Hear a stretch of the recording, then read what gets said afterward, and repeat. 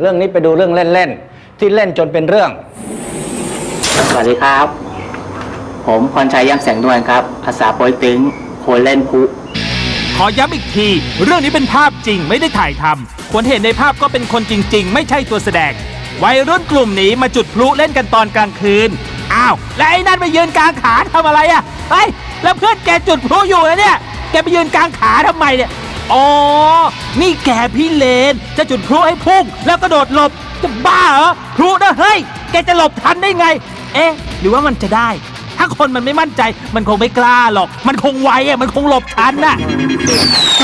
เฮ้ยเสียบเข้าเป้าเลยระเบิดเฮ้ยแกจุดอีกท่าไหนอะถึงหลบไม่ทันดูกันอีกทีดิโอ้โหเสียบเข้าเป้าเต็มระเบิดกระจุยกระจายภาพที่เหลืออย่าไปดูเลยครับเพราะมันสยองมากจำไว้ที่หลังพลุเนี่ยอย่าไปเล่นมันจะโตแค่ไหนก็เล่นไม่ได้พอผิดพลาดขึ้นมาของรักของหวงก็ไม่เหลือของใครก็ห่วงของใครก็ต้องห่วงใยรักใครถนอมขอย้ำอีกทีเรื่องนี้เป็นภาพจริงไม่ได้ถ่ายทำคนที่เห็นในภาพก็เป็นคนจริงๆไม่ใช่ตัวแสดง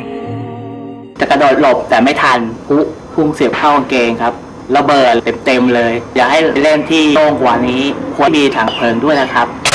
ถามนิดเดียวทีนี้จะใช้อะไรนั่งขอขอบคุณพรชัยแย้มแสงนวลอาสาสมัครหน่วยกู้ภัยมูลนิธิปอเต็กตึงเรื่องพลุเสียบเป้า